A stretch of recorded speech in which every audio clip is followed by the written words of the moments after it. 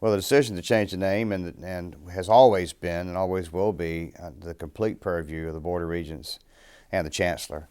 This situation was no different. Obviously, there's been discussion about this name change for several years, and as an alum and as a native of this area, I've always taken a very great interest in it and watched it from afar. But we were involved in that process. But the process has always been, the ultimate decision has been with the Regents and the Chancellor.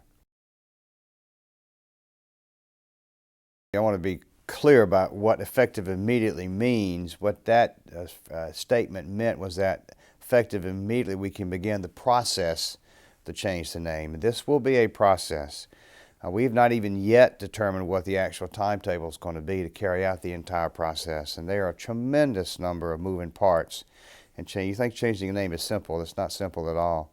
All the way down to what's the seal going to look like for the new name of the university, and that's going to take time to determine. What's the logo going to look like?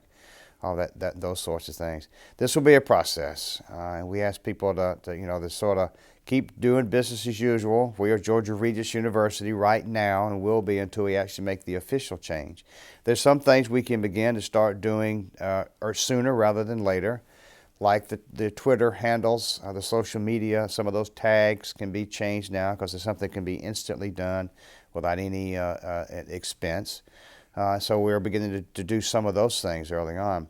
But the more long-term things, when do we start changing signage and those sorts of things? What is that signage going to look like?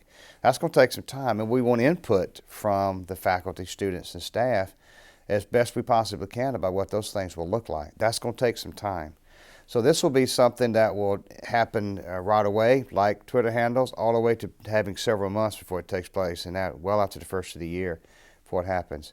So we want people to use up the stationery that they have already. We just go ahead and continue using that. There's no need to throw all that away and order new stationery at this point. So simple things like that, if we can keep costs down, but yet at the same time have an orderly phase-in. Well, one piece of good news is that we've become old pros at changing our name, and that's not necessarily something you aspire to get to, I think, but we have gone through this process before. We have a pretty good idea of all the things that we have to do. We want to make sure that we do allow as much input as possible into this process where we may not have had that opportunity in the past.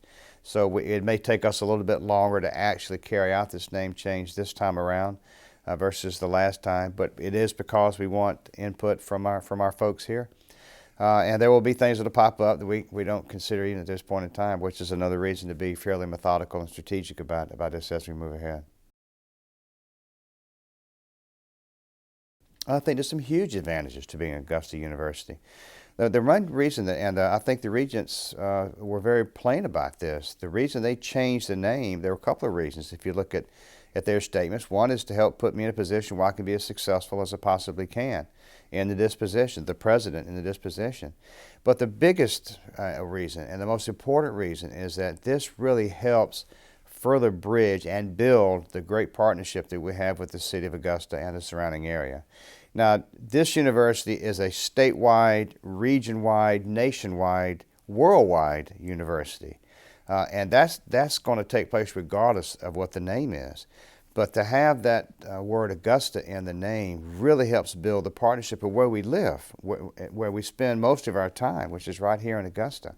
We can't be as successful as we need to be, even on our worldwide mission, without having the support of the community in which we live. And I don't believe that we can carry out the responsibilities we have to help make Augusta a better place without the great university that we have here. So it's just a fantastic opportunity to really build on that partnership, let the folks in Augusta know that we take our role of being a community and a citizen member very, very seriously. It's important to us. And so that was really the reason that I think this name change took place. And I think you're already beginning to see a groundswell of support from the community, which has not been there in the past. So I think it opens up tremendous opportunities for us right here where we live so we can carry out our worldwide mission. We don't, not at this point. We were already in the process of engaging a marketing firm to talk about a whole new rebranding campaign for Georgia Regents University. And you always do that every 3 to 5 years or so. You almost have to rebrand yourself or give consideration to that. So we already had funds budgeted to carry that out. So from a timing point of view, I think we're in a pretty good position for that. It is going to cost, and there's no question about that, to change the signs that we have. Not only stationary, but the signs on the side of the buildings and those sorts of things and throughout the state. But I think the opportunity, again, based on building that partnership with the community and getting some of our alumni that had been disenfranchised by the previous name change, getting them back on board, I think the fundraising opportunities we have for this is going to far exceed any costs that are involved in the operational aspects of changing the name. We're still working that out. We've already had several community members have approached us about setting up a fund specifically that can be used for this. But I think, again, that sort of fundraising is going to extend well beyond that because people feel more connected with their university. I think we're going to see a large uptick in fundraising across the board. We need to take advantage of the opportunities that this presents to us, and I think you're going to see a huge support from the community from that perspective. Absolutely not. In fact, there's great concern at the system office, I think, as we all know, across the state about the cost of education, regardless of what operational aspects impinge on the cost of providing an education. Doesn't matter what they are. We know it's a real issue right now. The Chancellor has already said pretty plainly that there's not much appetite for an increase in tuition coming up this next year. So if you do see increases, I think they'll be very, very small. I don't expect that we're going to see an increase in tuition here for the next year. That's the decision, again, the Board of Regents will have to make. But they have great concerns about the cost of higher education. Regardless, any decision on tuition increases or not tuition increases will not be completely disconnected from the cost of changing the name. That will be absorbed by the general budget process that we have, and it will not be passed on to students. That's a great question, and a huge part of what we do is the health system, clearly. But as you know, that's managed by a separate board altogether. We have representatives from the Board of Regents on that board, but we also have other representatives on that board from the community and the greater community at large. That board will make the decision if to change the name and what to change the name to. They will meet again in October, and I'm sure we'll have a robust conversation at that point in time. I think it makes a lot of sense from a co-branding point of view to not have two dissimilar names out there. And we want to make sure that everybody understands that health system is a significant part, huge part of our mission. So as we change our name, we want to make sure that whatever we do with the health system is done in tandem. But that is a decision that health system board will make. As far as I know, this is just a name change. I don't know of any other changes that would take place other than those that are tied to the name, like signage and those. So we're keeping the mascot. Mascot is Augustus. We are still Jaguar Nation and always will be. Where our colors are not going to change. We don't anticipate any of those sorts of changes. What will change are things associated with the name changed. The logo will change. It won't be GRU anymore, of course. The stationery will change as we move ahead. Some of the branding that we do and the branding opportunities will change. But that gives us, I think, a great chance to celebrate some of the wonderful things that Augusta University does indeed represent. But we have this is not the first of many changes that are going to take place. We are still one university, and the name is not going to change that.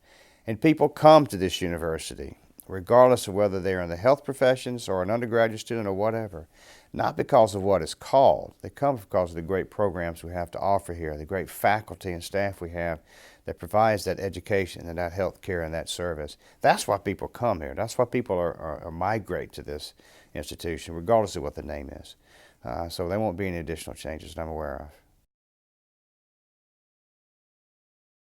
Well, the first thing I thought about is, man, we got a lot of work to do. And I think everybody would certainly appreciate that. And we do have a lot of work to do. I don't want to minimize and trivialize the operational aspects of changing the name. It's a huge deal. We fully understand that.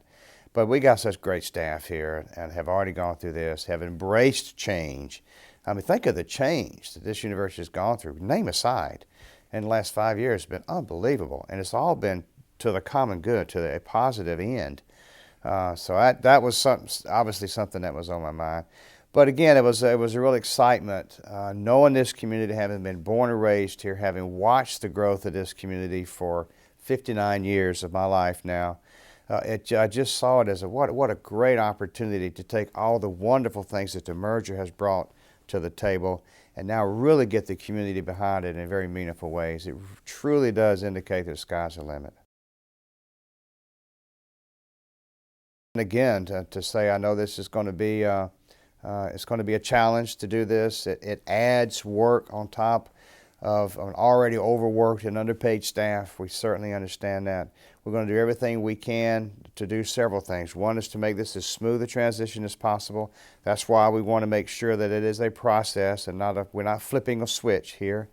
We want to try to make it as less painful as we possibly can from overworking staff that are already overworked.